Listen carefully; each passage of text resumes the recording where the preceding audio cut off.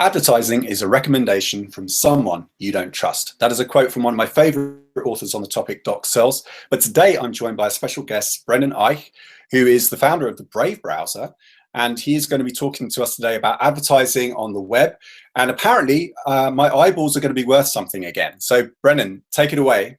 How much are my eyeballs worth to an advertiser?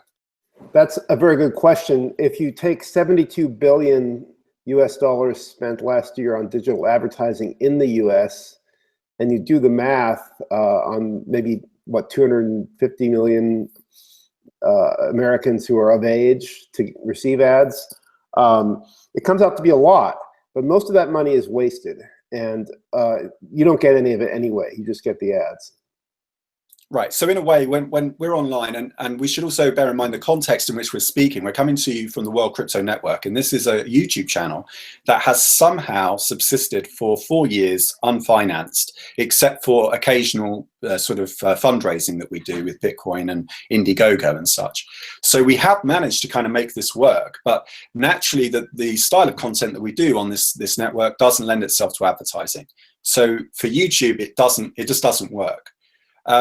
So I actually feel as though with advertising, you're already making a payment. Advertising, in a sense, is a micropayment, is it not? Because your attention is scarce. You only have so many hours in the day. In fact, we all get the same number of hours in a day. Right. We have too much information, but attention is scarce.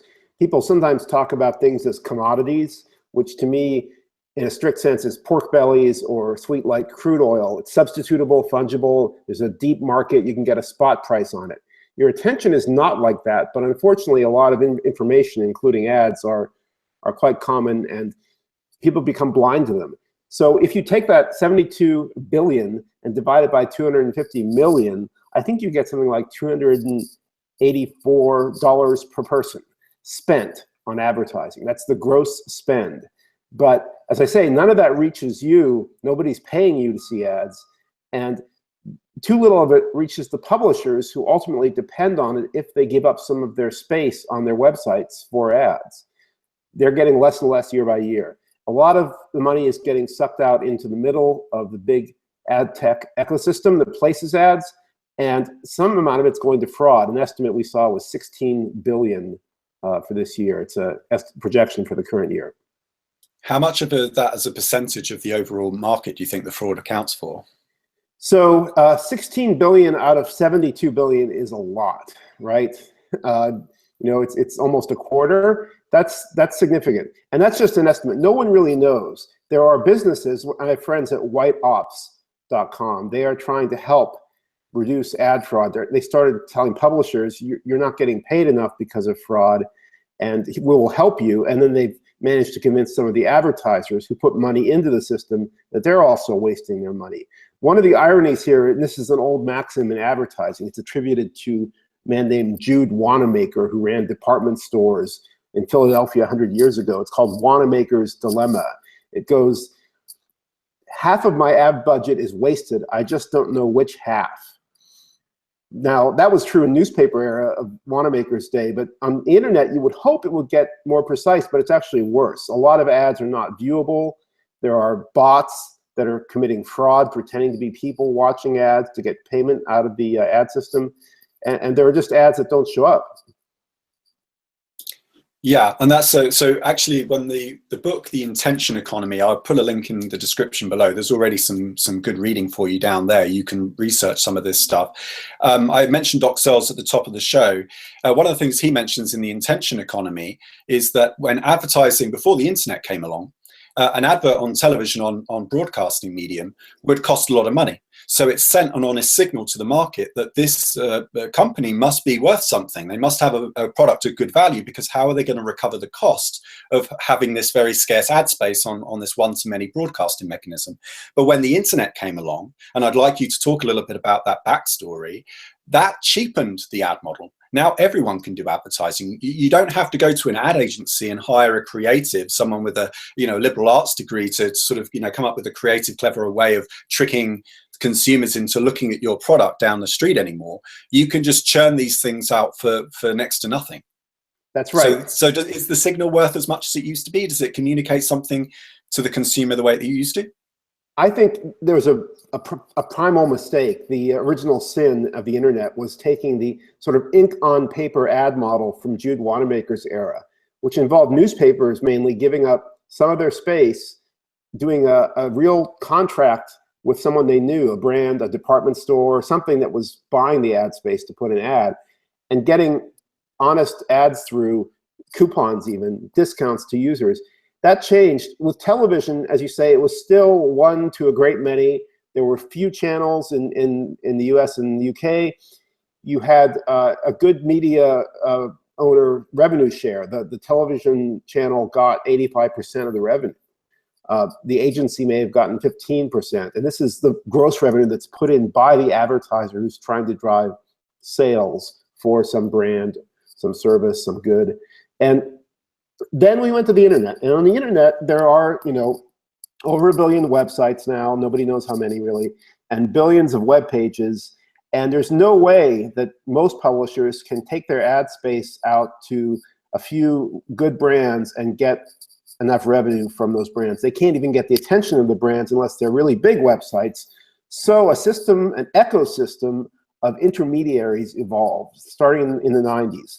I was creator of JavaScript at Netscape, and of course I founded Mozilla with others, and we did Firefox to restart the browser market. But even before Firefox, back in the days of Netscape, when we added security, so-called secure sockets layer, now called TLS, HTTPS is what you see in your URLs. We intended that there be e-commerce online, but even with the early secure sockets layer, people were not inclined to subscribe to websites. It just didn't fit most people's model. You didn't want to give your credit card over to thousands of websites. So the web biased toward making content available freely. And I mean that in the strongest sense. The web standards themselves allow you to take content and mix and match it, block parts of it, turn parts off you don't like. If you're handicapped, you can use a screen reader. If you have any eye problems or just want to see bigger font, you can use what was called a reader mode, which is still popular on mobile, to throw away everything but the text. And you could use ad blockers, which evolved. So the web is quite different from these other media like television and print. And no one's really reckoned with this. Meanwhile, in order to fund these sites that needed revenue, these publishers, the sort of indirect ad ecosystem evolved. And I can talk about the problems there, but you can tell that what happened starting from the 90s was not planned, and it was not founded on a correct understanding of the problem, as Doc points out.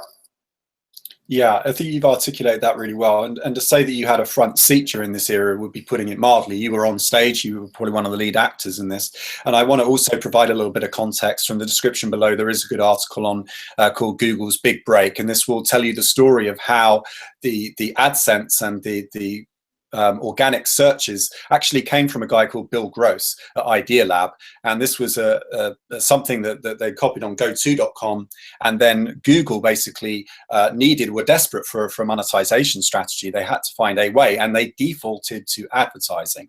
Right, Brendan? Have I summarized that well? Yes, and I think Sergey and Larry had a great search engine. That was PageRank. That was their innovation, but you're right, they needed to figure out a way to make money, and so they did placed results, as I think Sergey put it to a famous angel investor, Andreas Bechtolsheim, in 1998. And placed results on the search engine result page, if you do them right, actually are good. These are the text ads Google still has, usually on the upper right. They're set off from the organic 10 blue links, and there are hundreds of links after those on later pages. The organic results came from the PageRank algorithm and the evolution of that by Google to be the best search engine. But the ads could be good too. They could sometimes be as good or better than the organic results. Sometimes when you're searching, you are shopping, or you're doing something where you're possibly going to buy something, and then the search ad gives you the answer. So I give credit to Bill Gross, of course, but also to Google for putting it together, because they had the great search algorithm.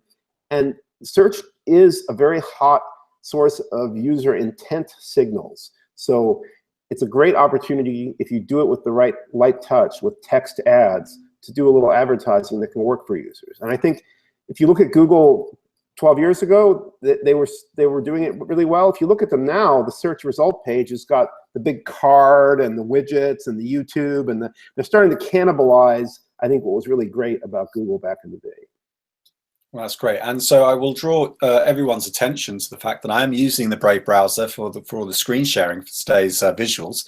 And Brendan, I thought I'd give you this opportunity to tell us more about this browser before we go into the attention tokens and such, because this is the interface for how it looks. It actually, I'll explain to users, to the audience here, but feel free to jump in. It essentially tracks the time that you spend visiting websites in terms of percentage and also the time spent. And you can load up your wallets. Essentially, I think you're using BitGo here for a multi-sig wallet here. And then once that's confirmed, you can say how much you want to contribute per month. And then what it will do, I'm going to take a guess, is it's going to take your top 10 or something, or your top listings, and it will divide that money evenly or proportionately between these websites. Have I said That's that right. correctly? So yes, and it's important to stress this is all in the open source browser code running on your device. We don't track anything in our servers. We don't want to track. The way this works is purely local to your device, but when the money actually sends out of your wallet, that's on the Bitcoin blockchain right now. And even then, there's an issue with your top 20 sites being a very hot fingerprint for you. So we blind ourselves and anybody else looking using a zero-knowledge proof protocol called Anonyze. So we've built a very private and anonymous micro-donation service as an incidental service into Brave. But Brave is just a browser. If you don't fund your wallet, none of that happens, and you're just using a very fast browser, much faster than Chrome. On Android, we're 3 to 6 times faster because we block third-party ads and trackers by default. I mentioned that ecosystem that evolved. It's full of parasites right now. Intermediaries who take too much money out while promising to optimize revenue for the publishers and not really doing that. Some of them are actually putting malware in, if you can believe it, because that ads and third-party ad exchanges are a good way to get malicious payloads onto users' PCs. This is an ongoing business. It usually is in the form of ransomware, where your PC gets taken over, but it can also be just to compromise your system and make it part of a botnet. Then there's the other side of ad fraud, where the money that the marketers puts in is stolen by putting real ads into fake websites browsed by fake headless browser cloud users, fake users. And these are convincing enough that the marketers actually pay out as if the ads were seen by real people. So Brave's mission is to defend your data on your devices above all other goods. I've noticed over the years using the internet that often you're a user of some software that's provided to you by a company whose interests do not align with you. And over time, you feel like, as people say, you're the product. You start feeling like you're being used. You feel like a serf on the feudal estate. And the feudal lord is corrupt and bad. And this happens time and again. In the history of computing, it's happened over and over. We saw Microsoft with Internet Explorer.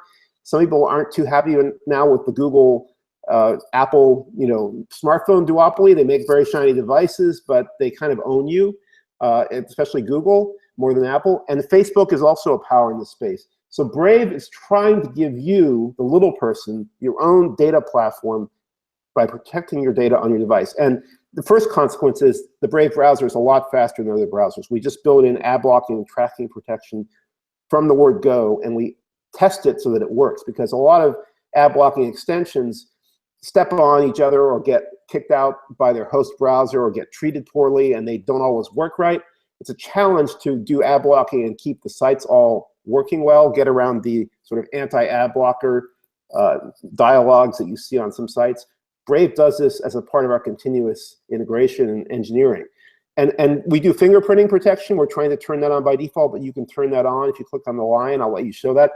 And we're doing more. We're doing the money in the browser as the next step, because if you're just blocking ads, you're hurting publishers to a little extent. Remember that $288 gross per user in the US we think might be flowing into the system. If you're not really letting ads appear, you're probably taking away a little money from some publishers. So we allow you to put some back with this donation service, but we have other ideas for revenue, which we'll get to. I think because as we discussed, ads are the default funding model for the web still. So I'm going to go back to the point you made. In some ways, I kind of think of Brave as kind of a user-friendly version of Tor, because a lot of us techies and us geeks, we use Tor if we want to browse the web safely and secure and privately. But actually, when I started to use Brave, and actually this serves as an example of how difficult it is to shift users' habits, because I actually have known about Brave for a long time, but didn't even start using it until this week when I knew I was going to have you on. And that's not because I didn't like your project. I was following you on Twitter, and I was, you're one of the few people I think that can speak about this topic intelligently and articulately. And I still hadn't tested it. Right? Because I'm so stuck in my ways. I have a certain system on my setup where I use Firefox for certain things, and I use Chrome for my research because it's fast and it can handle lots of tabs. And then I use Tor for the stuff of the research that I don't want, the NSA to see. And so with your one, you're kind of packaging it up and hopefully making it a little bit more fluffy and a bit more user-friendly to the average consumer. Would that be a good characterization? Yes. If you look at privacy products, Tor is way over on the hard line, which we admire, and we use Tor, and you may have read we're planning to make our private tab option that actually uses the Tor network to protect you from network surveillance, not leave local traces. Private tabs and private windows in browsers today simply avoid local traces, and they don't use your standard cookie jar. But we want to go further and have Tor private tabs. So we like Tor, but as you say, it's a little too it breaks things. It's in serving privacy and using the Tor network, it has to be more aggressive than we think a usable daily browser can be. So Brave is more in between Tor and I would say Chrome with an ad blocker, a tracking protection extension, fingerprinting defense, and other things that you have to find extensions for. However, Brave on everything except iOS is based on the Chromium engine, and we are supporting Chrome extensions as we can. We're not letting them be loaded freely from the Chrome Web Store because this is something we learned the hard way at Mozilla and Firefox. Extensions, too, can be malware. So if we open the floodgates, we'll probably have some bad extensions. We're curating a boutique extension set and growing it based on our users' strongest feedback. So you can think of Brave as an up-and-coming browser that's trying to move the needle toward privacy, trying to aggressively defend your data so that you can get some monetary value. Because while money's not everything, if you're getting nothing, then you are the product, I think, indeed. You're the serf on the feudal estate. How are you, to address my original question, and then I think Janine wants to get some clarification on fingerprinting, how are you going to get people to adopt a whole new browser? Because that's a bigger, getting Internet Explorer, that whole thing. You were there at the time, so yes. You're probably the best qualified person to do it, but it's a hard task, no? I think it's possible. Having done it before, it's easy for me to say this, but Firefox came out as faster, though Opera was fast at the time too, but Opera was not free or open source. It had a paid version to avoid ads in the Chrome, the user interface of Opera. So Firefox was faster. It had affordances like pop-up blocking, sounds like ad blocking. It had tabs. Chrome came out in 2008 and was faster yet, and had a model that all browsers now use, isolating as much as possible most of the code in a sandbox, so that if your browser is attacked, it's likely that that sandbox contains the attack, and if something crashes, it's likely that just that sandbox crashes and the whole browser stays up. That was the real win of Chrome. That's now standard across all browsers, including Brave. Brave is now doing something for speed and safety, or privacy, as I said, that the other browsers can't do or won't do. And that is, we're blocking ads and trackers by default. Google won't do this. They've been very clear about this. It's their main business. They have a conflict of interest with their users. So we are growing already, and we're growing well, especially on Android, among users who see the speed benefit of blocking these third-party ads and trackers. It isn't just the ads that slow you down, by the way. It's all the invisible scripts, the JavaScript I created. There's a whole sort of waterfall of scripts calling out from the page when you load a website that slows down your page load. It uses battery because it's running the radio. It's using your data plan. There's an estimate in the US that it's using half your data plan. So if you don't have a very strong tracking protection and ad blocking system built into your browser or configured properly, you are paying for the internet. You're paying a lot. And you're suffering battery loss, and you're suffering privacy loss. At the limit, you're getting malware through the system. So I'll pause there, but I just wanted to make it clear, growing the browser involves appealing to the lead users who are cognizant of speed, safety, security, privacy. We're appealing to those users when we're growing. Okay, so let's talk a little bit about fingerprinting, because I think we probably do need to explain this, as Janine says. Janine, do you want to step in? Yeah, so Educate yeah, I just wanted, because the issue of browser fingerprinting is actually how I started really looking into the Brave browser, because I think it was sometime towards the end of last year that you guys announced that you were adding that protection. And I thought that was really cool because, you know, pretty much every browser that exists now, you can install some kind of extension or plugin that allows you to block ads or get rid of cookies. But browser fingerprinting is it's a bigger issue, and it's something that's a lot harder to prevent, because with cookies, it's where, you know, just use it so that you can, you know, access the service continuously with no break. But then others are used for advertising purposes. But browser fingerprinting is a lot more invasive, because they're, as you see in the tweet that I made, this is from the EFF website.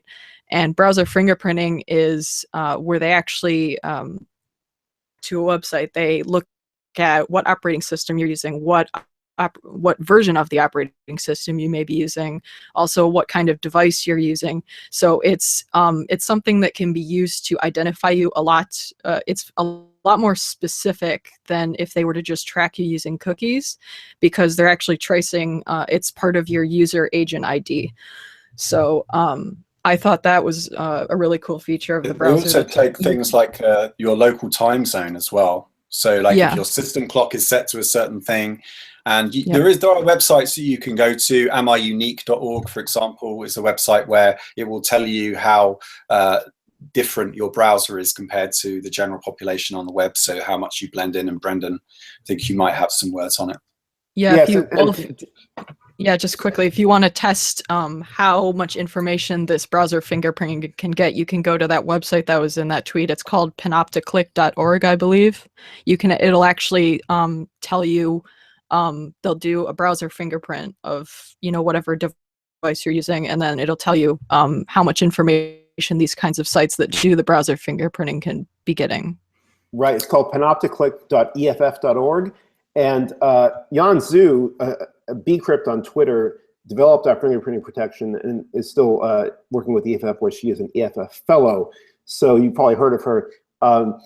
Fingerprinting in general is endless. There are many, many ways to track you on the internet. I remember in the 90s, we realized that by giving a document last modified timestamp, which was part of the HTTP protocol that was used for cache validation then. We've moved to eTag since then, but those can be used too. You give each person a unique last modified timestamp for the document, not the true last modified timestamp for the document. And then as the user comes back to check whether their cached version of the document is fresh, they present that timestamp you gave them. It's an identifier for them. Now, in practice, there are only a few commonly used fingerprinting techniques at scale. Fingerprint2.js is the name of a file name of a script that's used, copied all over. And so what Jan has implemented in Brave, if you click on the lion and you enable fingerprinting protection, you will find that we defend against the common techniques, which are based on the canvas element in HTML, WebGL, the canvas 3D so-called, web audio. There's a battery status API that's probably going away that was used because your battery level adds some bits of identifier to you. So as you said, every single thing about you that radiates out through the web APIs can be added up into a big bit string, and the bits that don't vary among users can be thrown away, and the rest is a fingerprint for you. With Brave fingerprinting protection, we're trying to reduce the bits to as few as possible while not breaking the web. And we think it can be done to defend against the economically practiced forms of fingerprinting, which you do see, right? You will see in Tor, and I think we'll add this too, a little dialog come up that says, this site is trying to use the HTML canvas element to fingerprint you. Allow, block for all time on this site.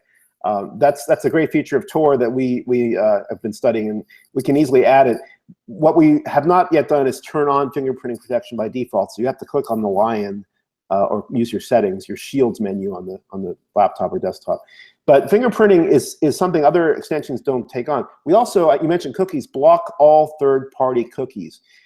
I should say what a third-party cookie is. So when you go to a site, you have to know the URL. If it's your bank and it puts up a lock inside the page, that doesn't mean it's secure. You have to really see that it's your bank, and you have to see in the browser address bar that it's properly secured through TLS, HTTPS.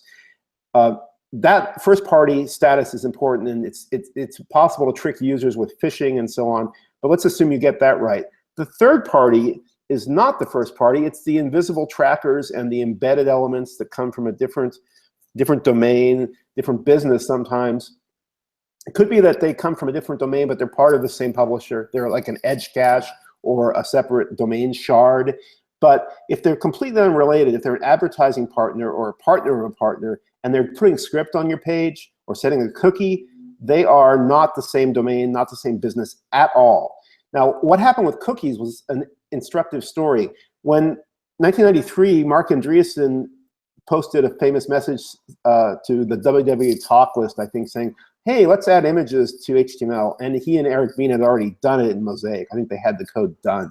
So it wasn't much of a discussion because pretty soon images were unleashed and you could link them cross-site. Why not? You want to hot link your friends' cat pictures. So you have your page, your first-party domain. You use an IMG source equals and you reference, myfriend.com/catpicture. Sounds good. 1994, Netscape wanted to make it possible to log into sites, and of course they wanted the secure sockets layer, so-called, to be there to encrypt the traffic.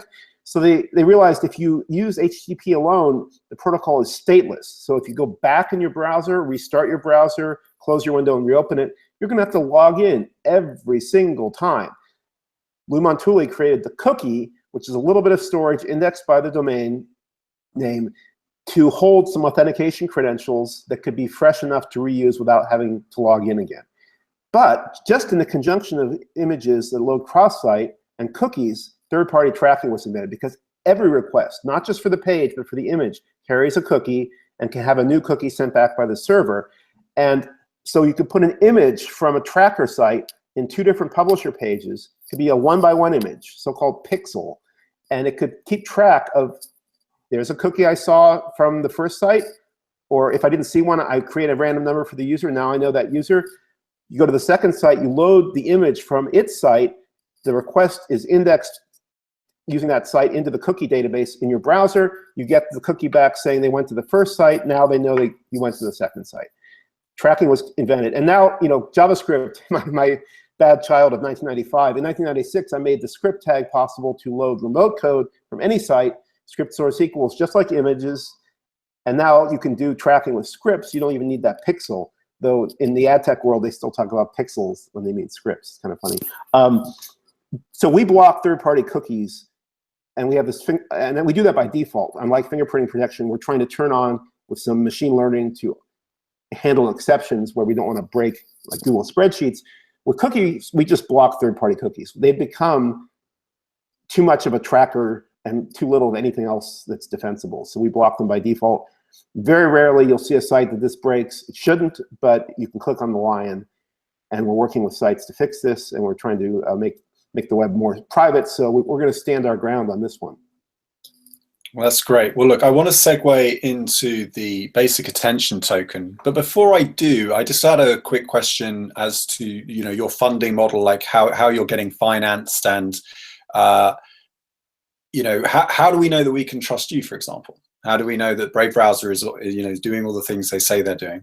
Right. So that's a great question, and I've thought about this deeply since even the old Mozilla days, because open source is one good way, but not everyone can read code or audit it, and there's a lot of code. You do have layers of trust where you have people who are generally like in Berlin and very concerned about privacy, and they will look at your code closely. And we do want that to happen. We do rely on that. And as we're working on Tor private tabs, I think we will get more of that kind of auditing.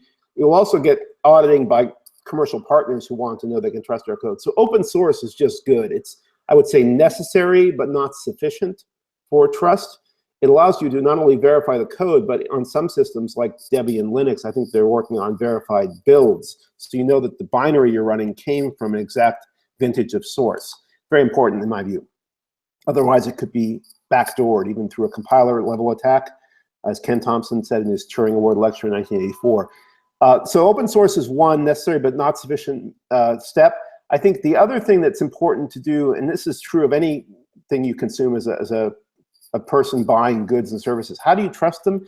You look for conflicts of interest. So Brave is trying to align our interests with the user and only the user. That means we aren't a search company, we aren't an advertising company. If we do anything like ads or search, it will be opt-in, it would be user first, and you will get paid. Getting paid, as I say, isn't everything. Money isn't everything, but it means something, and if you're not paid, then you're probably being taken advantage of. And so I would say those are two important ways we differentiate ourselves. We also would like to use math, zero-knowledge protocols I mentioned, cryptographic protocols. We do not want you to trust us. We don't want to see your data. So this is a pretty bright line for us. We don't ever intend to be a tracker or hold your data in the clear on our servers. Browsers now, when you use them on mobile and laptops, you want to sometimes synchronize the history, the tabs, bookmarks, if you use bookmarks. We're building that feature now. Jan Zhu is leading that effort, and that is using client-side encryption. So we will never see that data. It's not even stored on our servers. It's stored on Amazon S3. We're drawing some very bright lines to make your data belong to you, to blind ourselves to it, to align our interests with you, and to use open source so we're auditable. If you put that all together, I think that's a high trust relationship.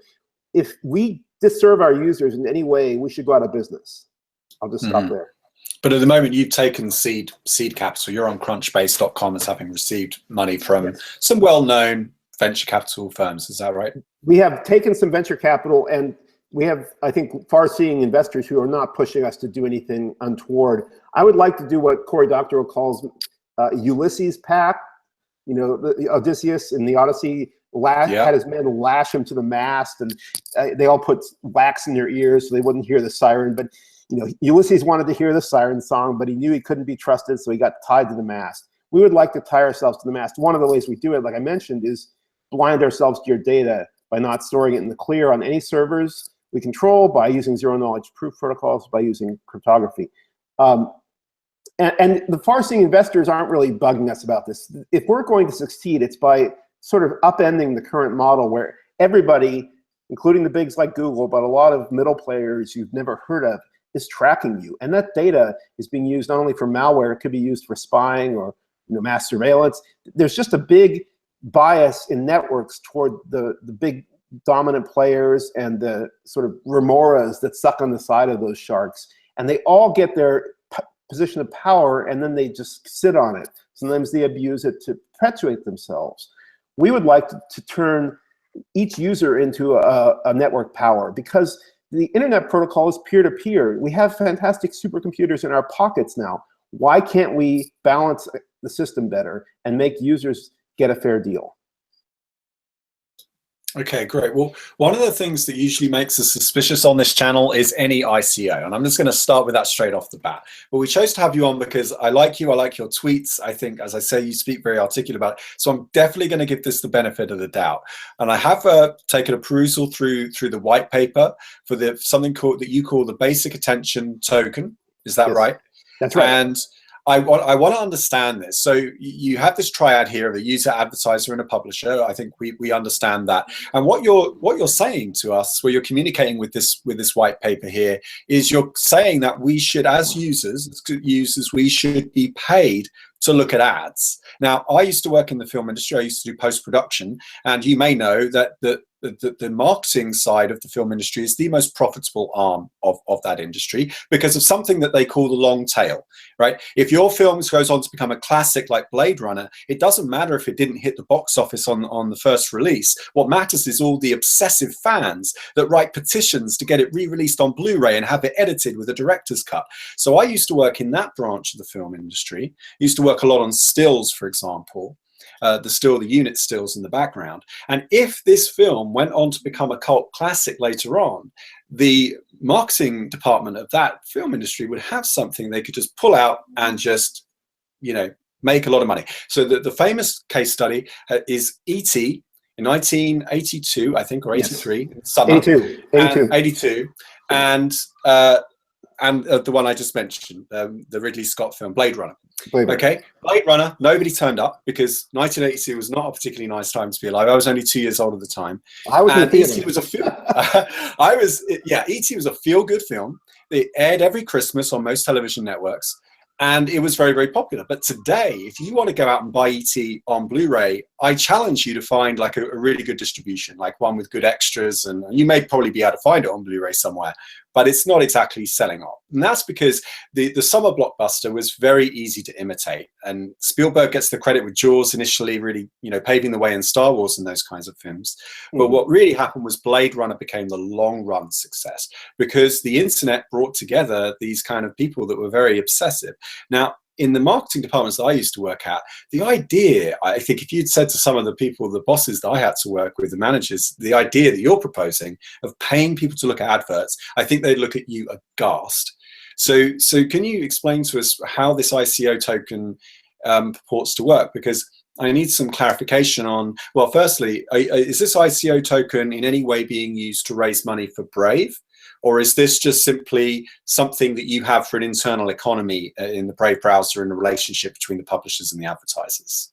Sure. So first of all, you mentioned venture capital funding, and money always brings trouble, right? Love of money is the root of all evil. So I would love to say that we have all the money we need and we don't intend to raise money, but that wouldn't be true. We want to raise money with this token launch for Brave and for something beyond Brave, and that's the basic attention token.org.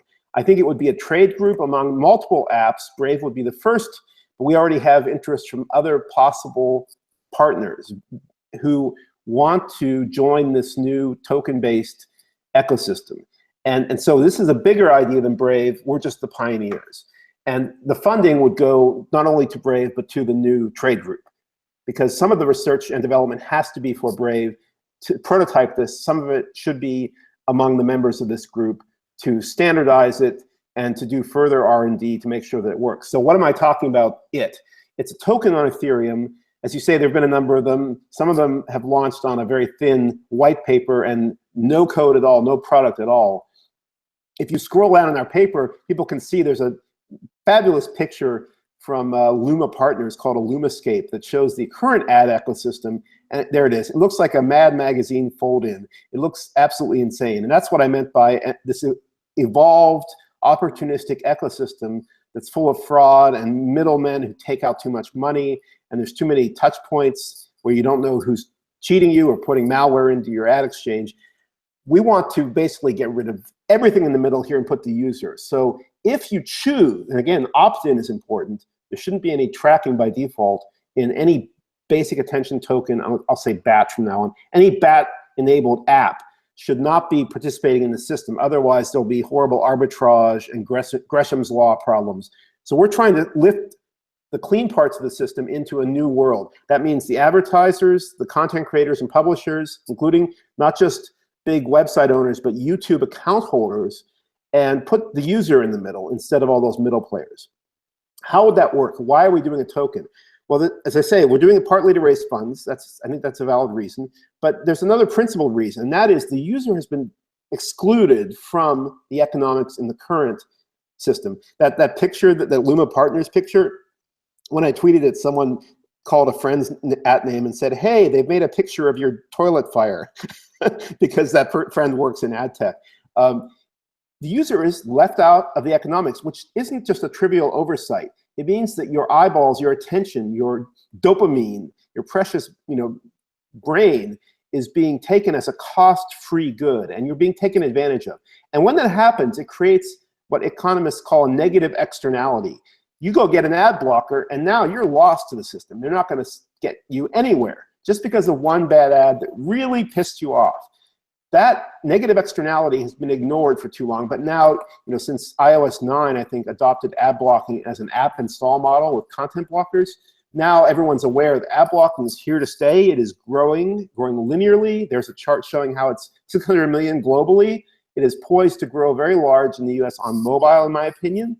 It is not going away. It is not backing off. There's some happy talk in some of the ad industry rags saying, oh, ad blocking is leveled off, don't worry about it.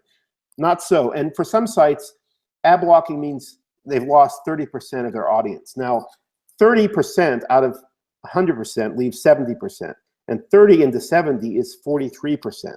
That's a big loss. If you turn that around, you have 43% increase in your net revenue. So it's not a trivial matter. But again, the user was priced out. The user got really mad. The user got an ad blocker. We want to price the user in. How do you do that without clawing money out of somewhere else? We can cut out all those middle players and parasites and improve the efficiency of the system. As an engineer, I can see how to do that. We do that with private, on-device only data, private, on-device only ad matching, if you choose to take ads. But to get paid is still hard. People don't give up money. So we're actually doing something like a basic income grant, or what, if you study the history of money, is a social credit currency. We're starting this token to price the user in from the start, which means we're setting aside some percentage for users. We will give them initial tokens. We will stake them with tokens so they can start micro-donating, buying upsold goods or articles on publisher sites. And if they choose to take ads, privately matched, they will get a share of the revenue in tokens on an ongoing basis. That's the principal reason for doing a new token. It's that we can't ask someone out there to give up some money. Give us your Bitcoin, give us your Ethers, to give it to users. That would be asking for charity, and it's going to be a hard ask. Rather, we're doing the token to price the user in, to remonetize the user. Okay, that sounds very interesting. What is the emission rate of the token, or are you just printing them all at the beginning? And if so, how many of them will there be? Are they scarce? Do you print more?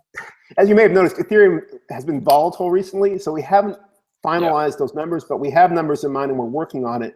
We're trying to do an initial fixed amount. We're not doing any kind of auction where you have to buy early to get a better price if you're an investor. We are selling, some majority percentage to the investors, but that majority percentage then causes the rest, the user portion that we're going to give to users, and the portion of Brave to float. And we're trying to raise enough that we can cover Brave users and other attention app users who come on board with this basic attention token.org. If we need to in the future, I imagine we could issue more, because we're not trying to do a purely deflationary token system. We definitely don't want inflation, but we are doing a fixed amount, and it's a fixed ratio to Ethers. And we think that's the right way to start. We don't know how the system will scale. We're doing enough that we have enough to give to users now and in the near term. If this becomes massively successful, then I think there will be possibly more tokens, or tokens will become more valuable and they will circulate. When you do these launches, you don't initially know how things will exchange. But if you look at successful launches like Golem with the Golem network token, they already are exchangeable. And so it's acting like another cryptocurrency. And if that happens, maybe we'll need more tokens. Maybe tokens will become exchangeable enough that they will become valuable, but also be subdivided, and your attention will be still paid on a good US dollar basis. The idea is to capture some of that $288 gross spend per person and give it to the user, because we think it's mostly wasted right now, and we could make it massively more efficient, and we could price the user in with tokens.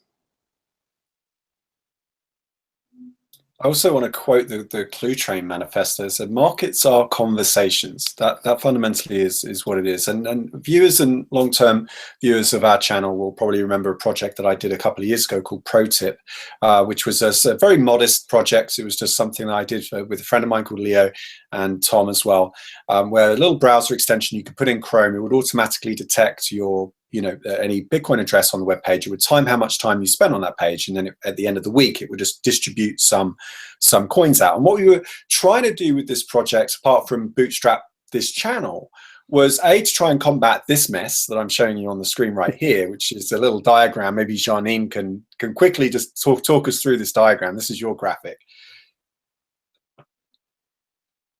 Janine? Yeah, Tell us what this is.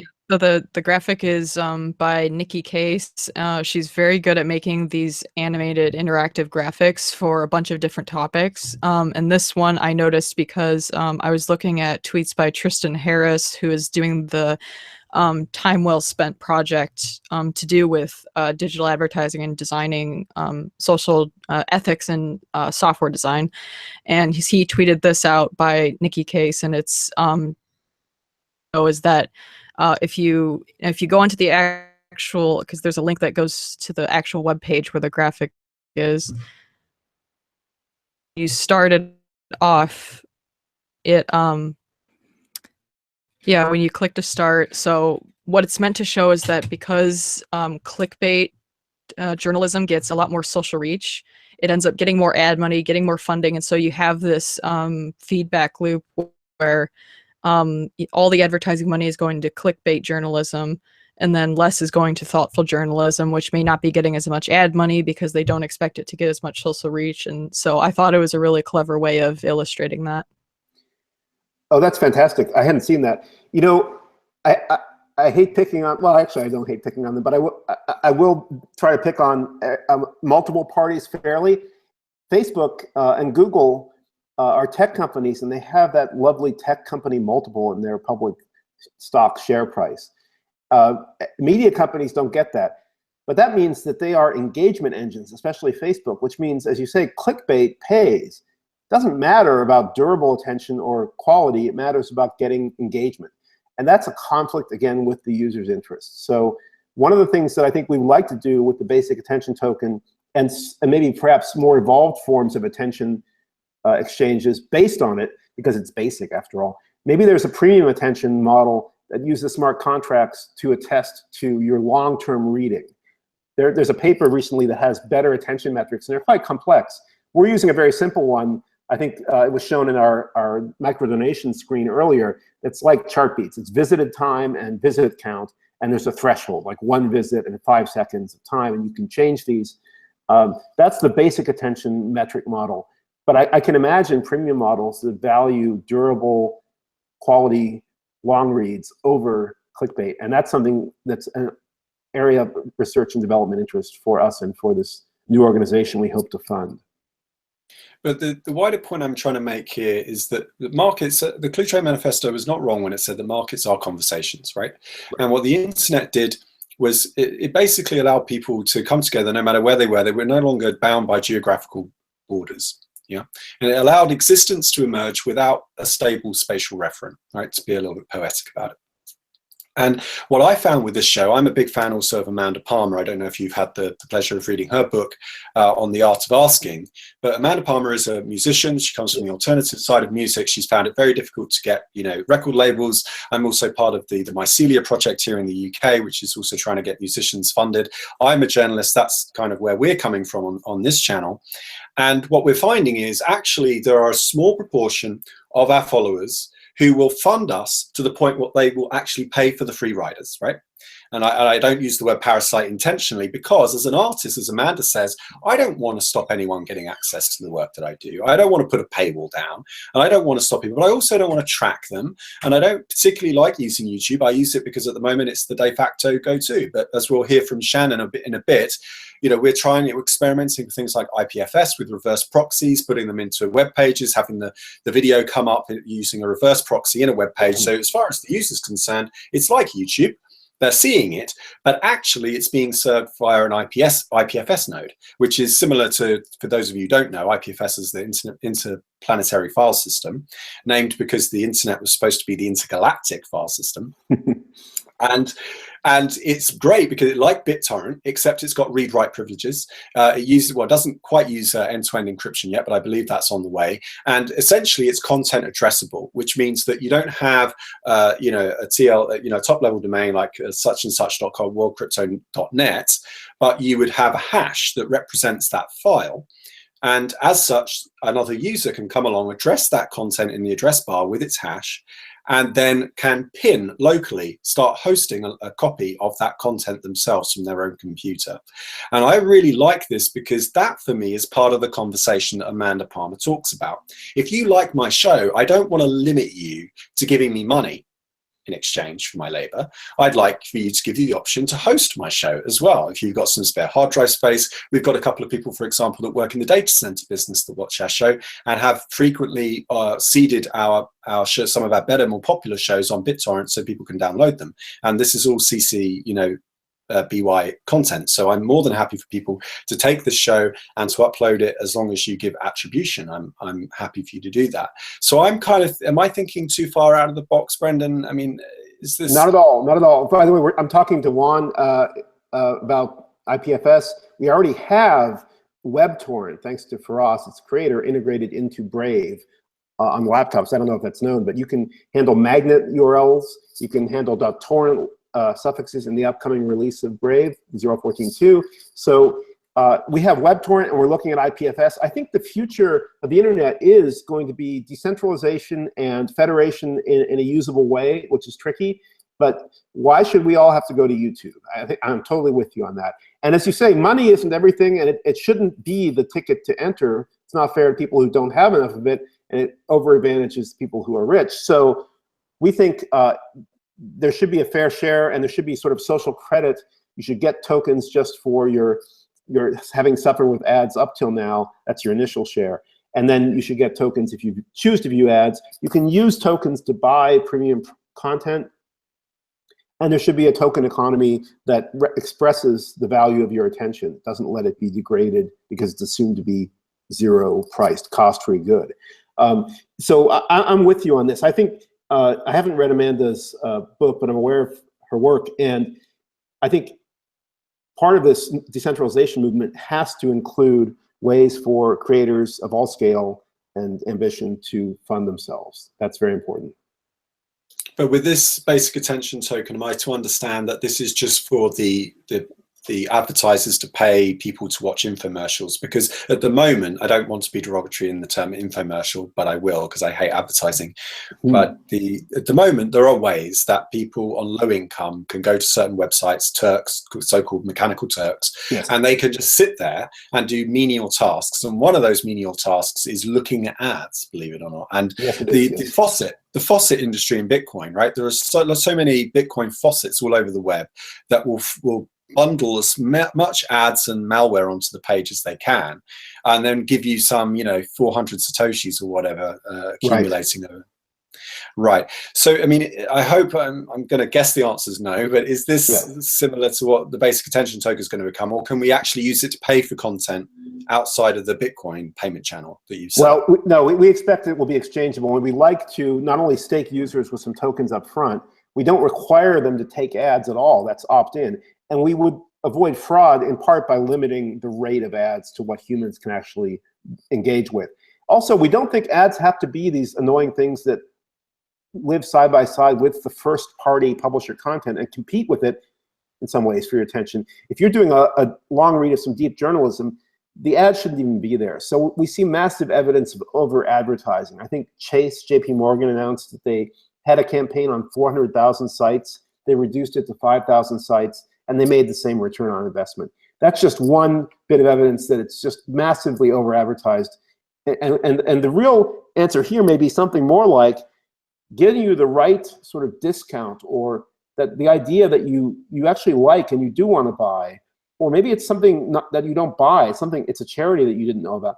Getting that information to you at the right place in the right time and nowhere else, and not hammering you, not shotgunning 1,000 websites hoping to hit you, but just getting it to you through some other channel. So we're looking at alternative channels, like the WeChat messaging app uses a chat bot. That's an option we think we'll explore. Email is still used. If you only do one a day, it can't be spam. It certainly is not our intention to support the sort of MTurk economy, because that would be too easily abused by fraud. We're looking to improve the quality of discourse and funding for that on the web as a web browser. And the rules, I think the rules are yet to be designed for this membership organization, basicattentiontoken.org, that I've mentioned. But if we have other apps like games, other browsers, video players, messengers, the rules will need to encompass different models. But at the end of the day, we'll have standards of quality there that have to be upheld. Otherwise, the whole thing will just go down in flames. And we don't intend to create anything like the current mess. We're out to solve that. So as it is at the moment, I want to get Shannon on this in just a moment. As Brave Browser stands at the moment, am I able to receive Bitcoins as just an independent? I'm not a publisher, remember. I'm just it's a small independent YouTube channel run by a bunch of like-minded individuals, should we say. Are we able to receive payment by putting a Bitcoin address in the description, or maybe on our homepage, putting a micro tag up in the HTML header or anything like that? We looked at that, and we still might recognize those, but there's a problem with what is called anti-money laundering and know your customer regulations. So we don't hold custody of the Bitcoin. Our users do if they do that microdonation screen you showed. And for publishers to get paid, you go to publishers.brave.com. It's a very nice site. And there's a little challenge response protocol using either the domain name service or a file on your site where you put a hashed crypto key on your site or in a text record in the DNS to prove that you own that domain. And we're going to extend this to encompass things like YouTube account holders, Twitch account holders. We want to make basically a Patreon in the browser model, so you can patronize sites. You can even pin a donation to them. That's coming in the next 0.14.2 release. If you notice the screen that you showed earlier didn't have any pinning, but pins are coming. So you can say, I want to support this site or this account, whether I browse there or not. I can support the rest of them on a pro rata sort of private chart beats in the browser analytics basis. But for this site, I'd like to give 1/10 of my $5 a month or 1/5 of my $5 a month, whatever you want.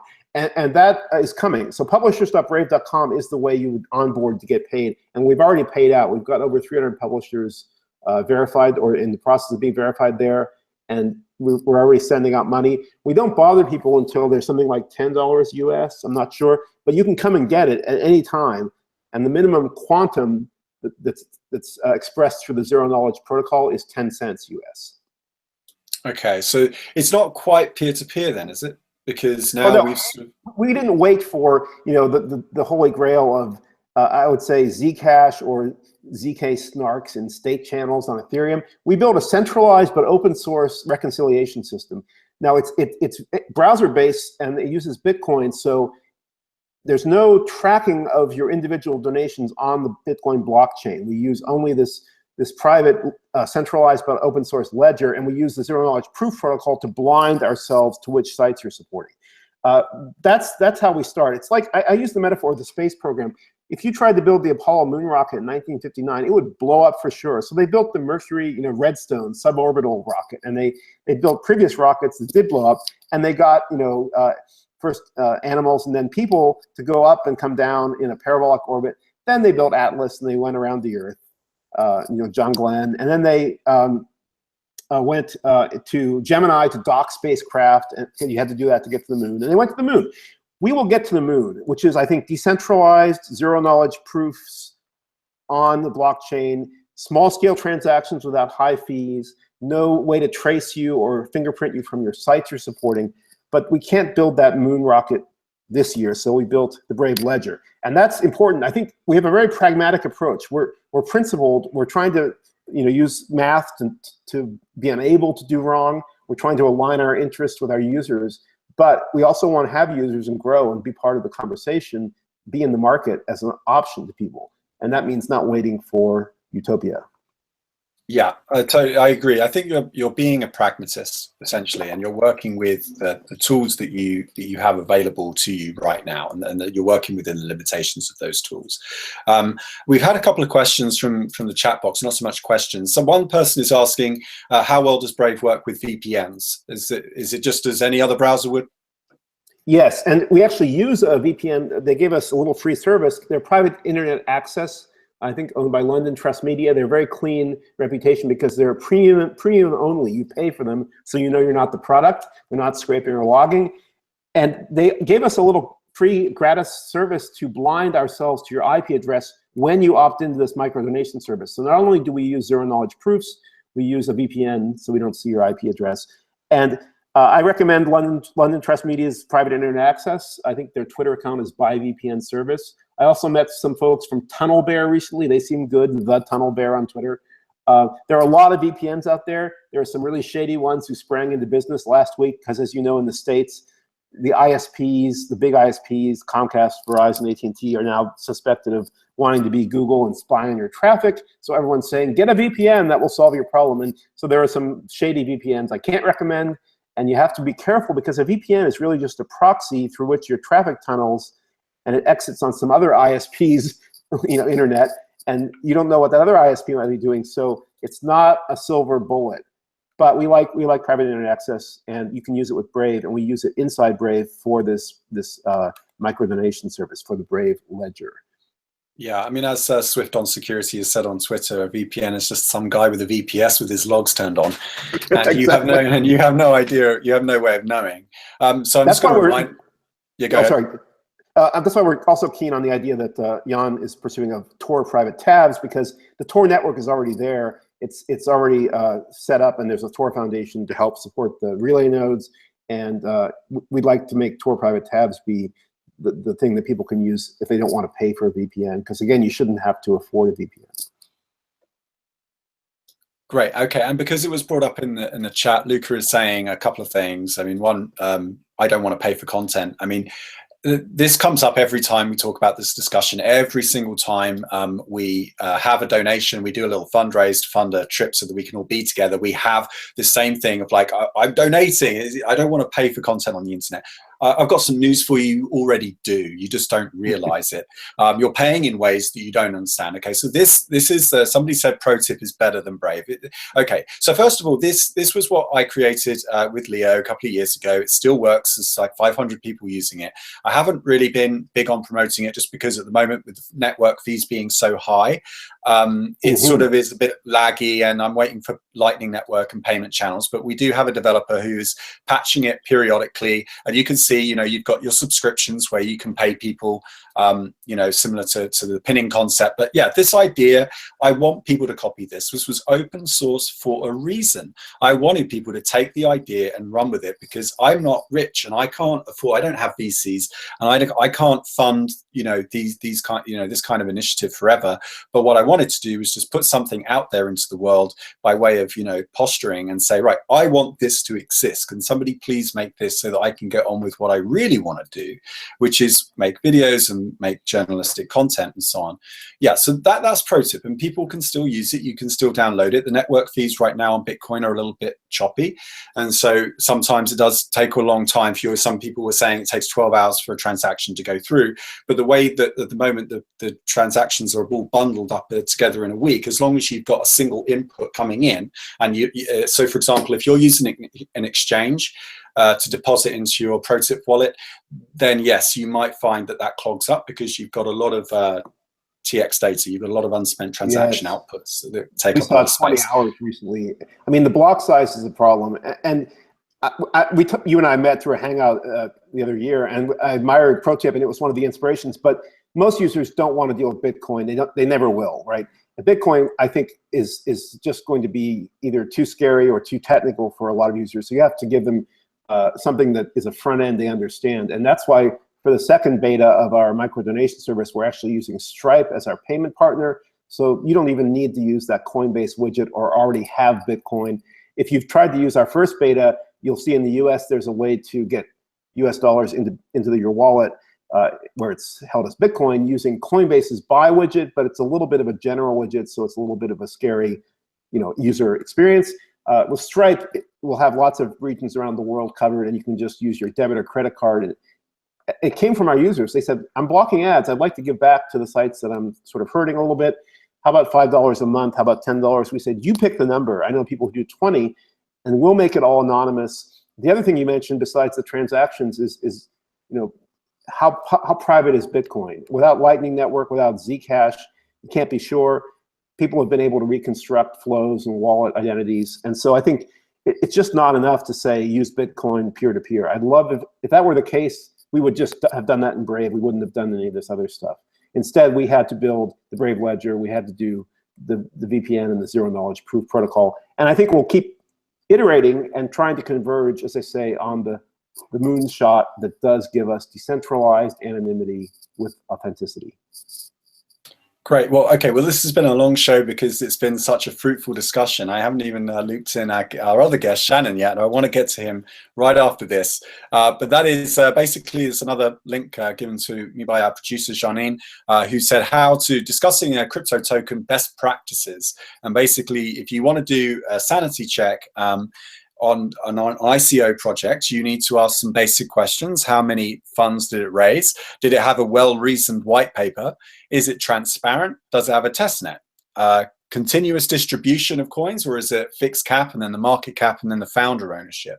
So you can go ahead and view this article. I'll post it into the chat room, and if it's not in the description already, I'll post it in post-show. But Brendan, do you think you come up quite clean on this list of to-dos on your ICO? So we're friends with Nick, and we're well aware of this his writings, and he likes the bat. We will, as soon as we can, I think ETH is stabilizing in a new trading range, we will publish our numbers so you can fill in the blanks and see how we stack up. We'll be, I think, a very respectable open player in this space, and we're going to use all the auditing and all the ETH security that we can on this launch, because we're in this for the long haul. We're doing this not only, as I said, for Brave, but to fund a new organization, which I imagine is member-based trade group to help other attention apps participate.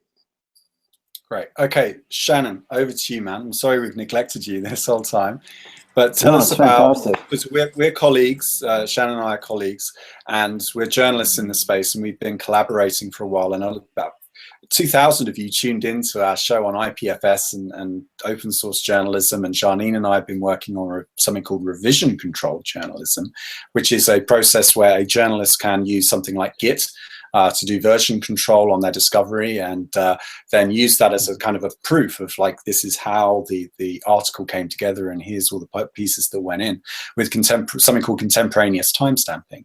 So Shannon, what do you make of all this, the Brave browser and these initiatives, and to tell us your thoughts on it?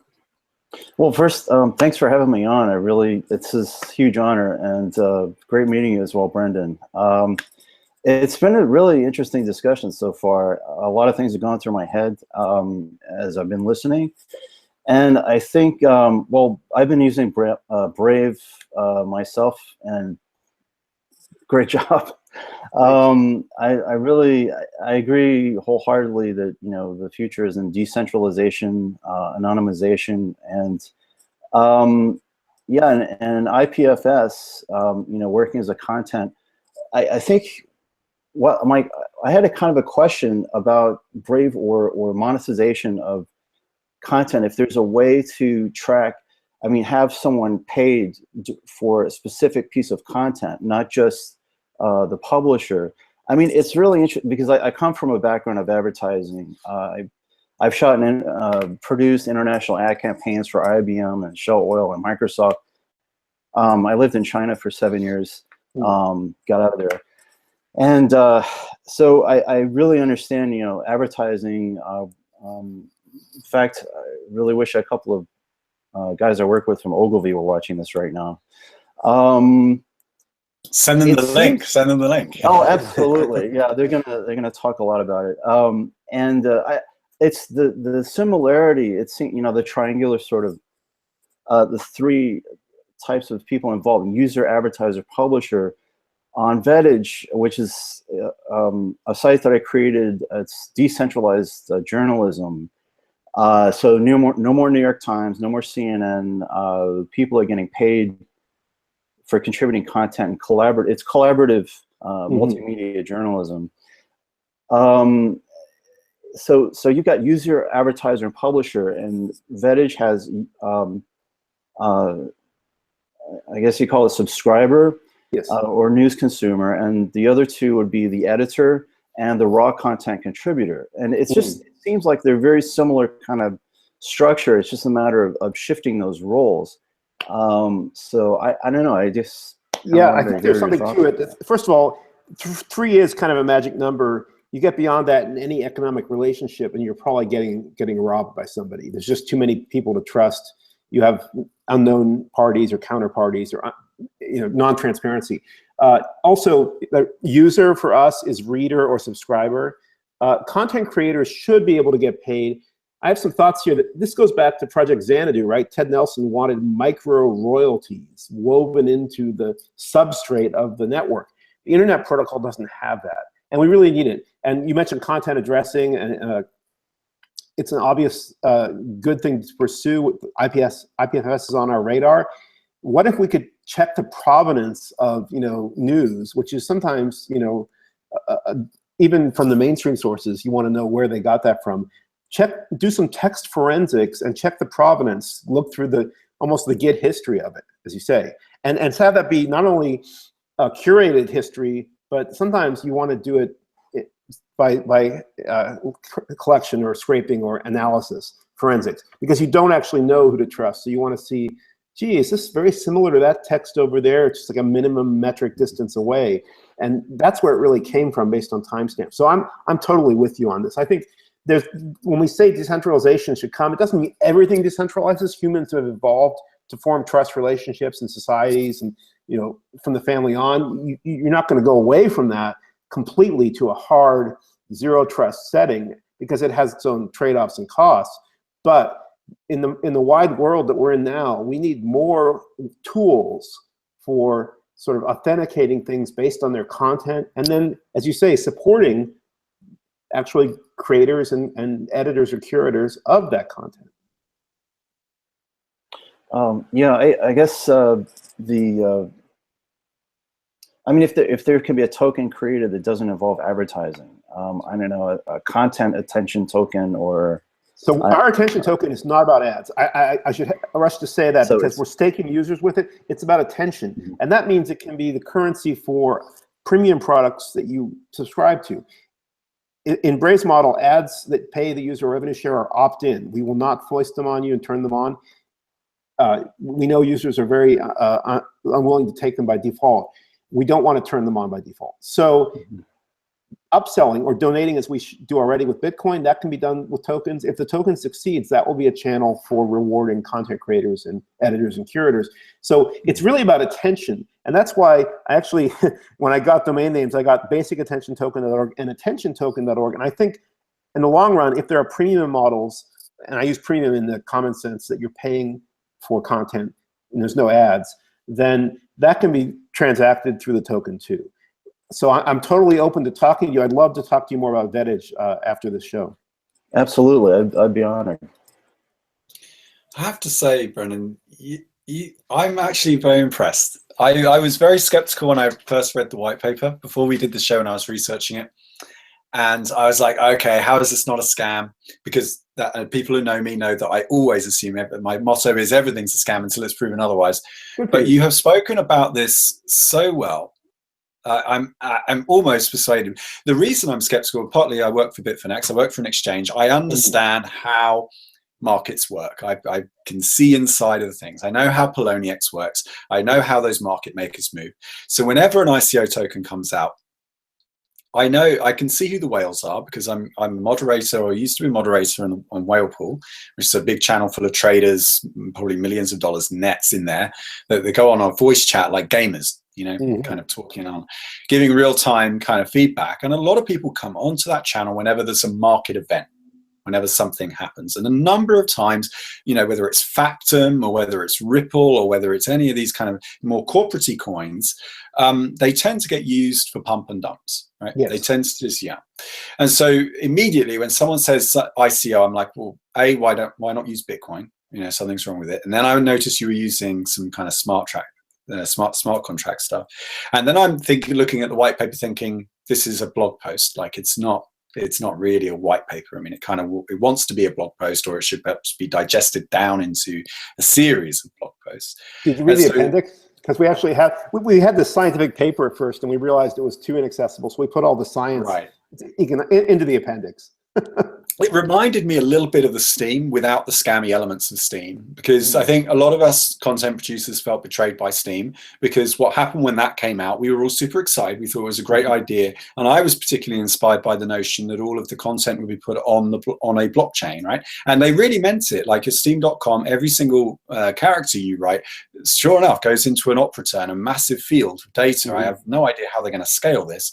Yes. And every change you make is tracked. And so I thought, this is fantastic. It's sort of like Git sort of brought in with a blockchain, until I kind of sat down and started reading through my C++, guides again, and tried to code stuff myself. And I realized that actually this kind of works better with Git, which is a really mature piece of software, together with IPFS, and then just use the reverse proxy that we use currently with the World Crypto Network. What I'm really trying to work out is like, okay, I'm impressed by you today. This has been really good. You speak very articulately about all of these topics, and for once I'm presented with an ICO token that I don't react to with like, this is a scam. This kind of something feels right. I grok everything that you're saying, but how far away are we from where Shannon and I want to, and Janine and I want to get to, where we can produce some long form content for, like I say, the whales out there, the people that will happily subsidize us, will pay for all the free riders? How far away are we, orders of magnitude, from being able to serve up content, even anonymously? Like, let's say I want to do a big, a piece on a corporation. I actually fear for my well-being.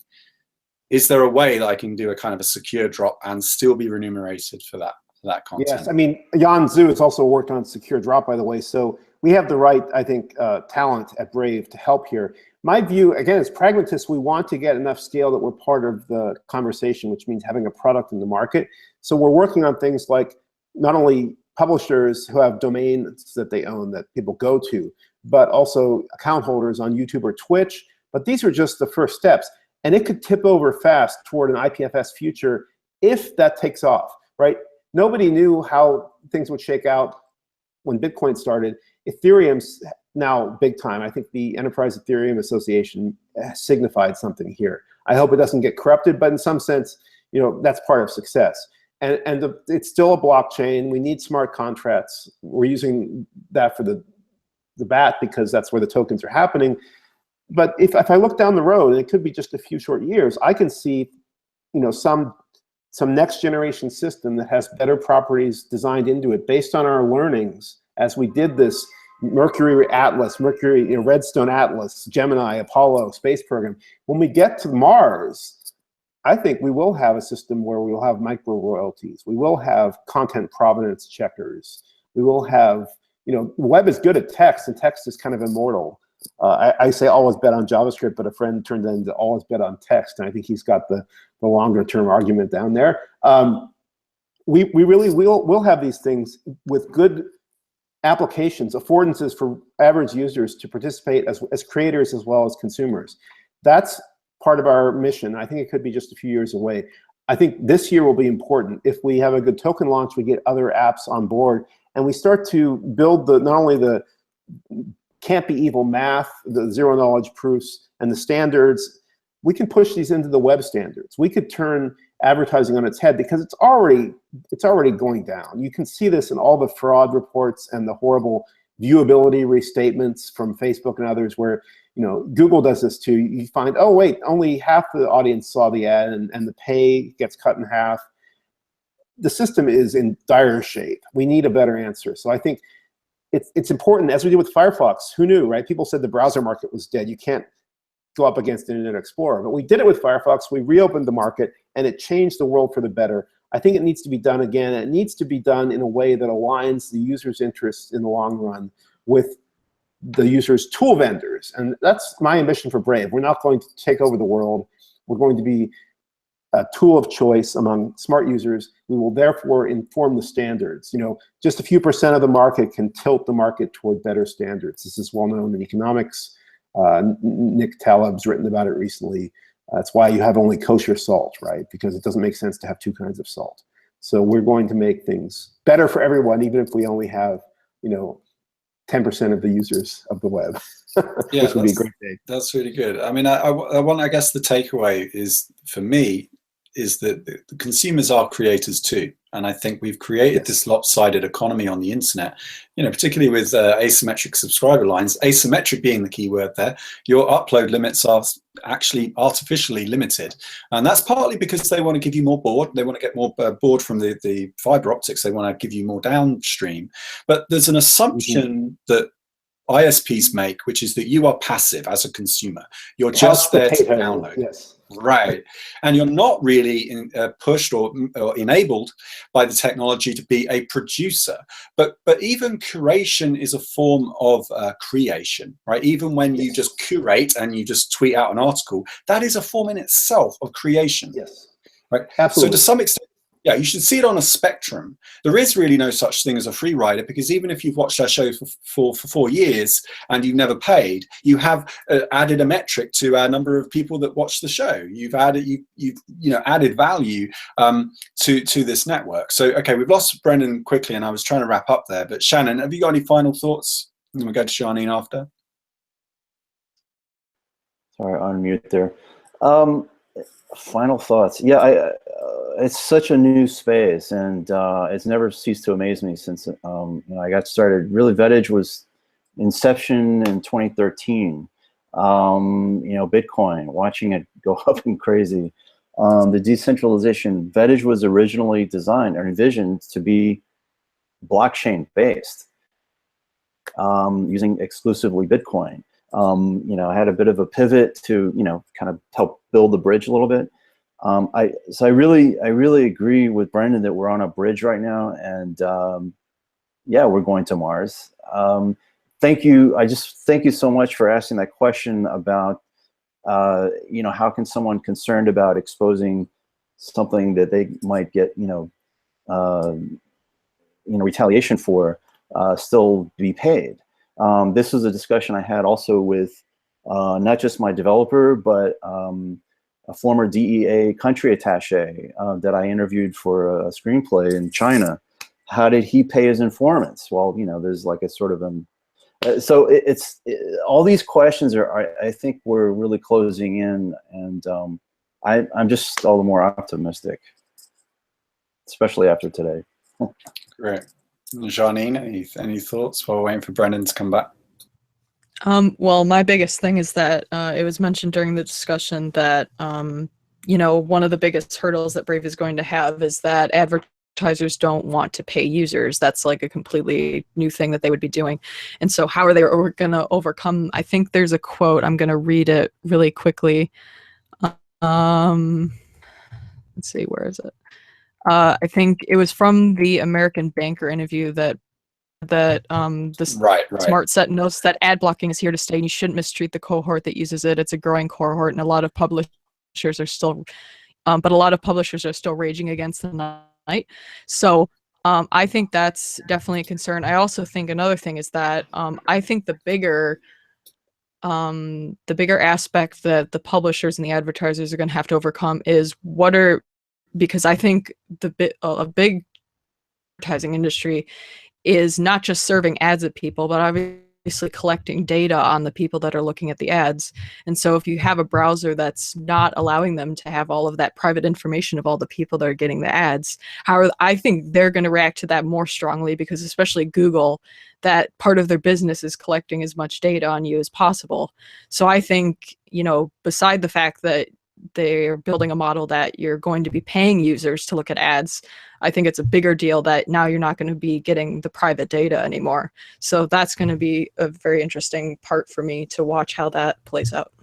Yeah, this idea, the value for value exchange, right, is undermined by the business model of the internet, because if you give users the option of paying, Twitter has this problem. If it charged everyone $5 a month, it could easily pay for all of its running costs and more, but it doesn't, because advertising requires scale. And so if you have the same problem that Comcast has in America, where it charges a monthly subscription and gives you ads. So if you're watching a blockbuster series like AMC's The Walking Dead, not only are you paying $100 a month for your subscription, you're also watching an ad after every other scene. Like literally these blockbuster shows have ads with 2 scenes, ads, and then 2 scenes, and then ads. And it makes the show unwatchable, infringes on the content. And I'm sure that the publishers and the writers of the show can't be happy about it. I'm sure they're just being pragmatic and just going with the flow. But ultimately, as an end user, my experience is destroyed. right, by this. And it's the same on the web. Yeah, I definitely want to say if there's any advertisers who do advertising for like cable news channels or whatever, television, I'm just gonna say right now, I'm never buying a cable television because I find it the fact that I'm paying, because the biggest thing that advertisers tells you is that you have to watch the ads because that's how you pay for the content. But I'm sorry, if I'm paying for the content and I'm still getting 5-minute ads every 15 minutes or so, sometimes more, I'm sorry, but that's that I'm not, like, I can, when I go to paid channels, like we use Netflix and all that, like, you don't get ads there. So it's like, why would I go to cable television? Content is better. Ads. Right so why would I do that? I'm sorry, I dropped. I was talking about how uplink bandwidth will go up, and then I dropped. So I guess my uplink bandwidth isn't so good. But I totally agree. You should not have to get the insult to injury. If you're paying for something as a subscriber, you shouldn't get ads as well. And I think that Netflix and others are taking the price down to below $8 US a month. So, you know, YouTube Red, Google's trying it, $10 a month, no ads. I'd like to see a way that the people who can afford it to do this across the web. Everyone says, why can't we have Spotify for news, for instance? But it's very hard to get the publishers to give up their articles. It's much harder than getting those MP3s out of the record industry. So no one's done it, and you still see new publishers defending their paywalls. Something has to give. I think it's going to improve. I think ad blocking is forcing it. And as Jenny mentioned, the data problem is, and Doc Searles has written about this extensively, just totally violated the so-called value exchange of advertising. Because it's not that you're getting free content and you're looking at ads. You're getting $23 a month data plan for the trackers and the ad data. That data is running out the door to bad actors. It's being used without giving you a fair share. It's being used to place malware. So that's got to end. Right. Well, listen, Brett, I'm going to wrap it up there. It's been a 90-minute show. That's the longest we like to keep things here, but not, sometimes we've been trying to go for shorter form content because apparently people suffer from attention deficit. And even if they see a 1 hour, 30-minute show, they just look at it and go, I don't even want to watch it. And that's the reality that we live in these days. But listen, where can we contact you on the interwebs? Where do we find you? What's your URI? So, you know, my email on Twitter, I'm Brendan Eich on Twitter, and I'm Brendan@brave.com. I'm easy to reach. Open DM on Twitter. And we have a community Slack channel for Brave. All our code is open source on GitHub. Fantastic. If you want to hack on it, come and help. Yeah, so it's brave.com, and I guess people can just follow the links from there. And as you say, you've got all your code on GitHub. So I guess you're looking for developers too, right? We get them, yeah, and people who want to contribute are looking for a different approach that goes up a level from just browser engines. I worked 20 years on browser engines. I created JavaScript. I'm ready for doing something about ads and tracking and fingerprinting. It's challenging work, and like new crypto protocols, zero-knowledge proofs, blockchains, IPFS. We want developers. Right. Okay, and this is Brendan's Twitter. I highly recommend that you follow this guy. He's very articulate. He speaks very well about this topic, and I really enjoy following you on Twitter. So thanks so much for giving us your time today. Thank you for your time. Thank you for your attention and your eyeballs and your brain and all the dopamine and everything that came with it. And thank you very much for Shannon as well for being so patient with us. And Janine as well for putting together the show, doing all the research beforehand, doing the description and everything. If you want to pay for this content, you can find the Bitcoin address down below in the description. You can also show your appreciation by thumbing up our show, and the fact that you've watched it at all also gives us another metric that we can use. Yeah, we don't use Google AdWords. Yeah, we don't use Google AdWords. There's no monetization on the World Crypto Network. And you can follow us on Twitter @WorldCryptoNet. So until the Bitcoin group later on tonight in the UK or 3 p.m. PST, I'll see you next time. Bye-bye.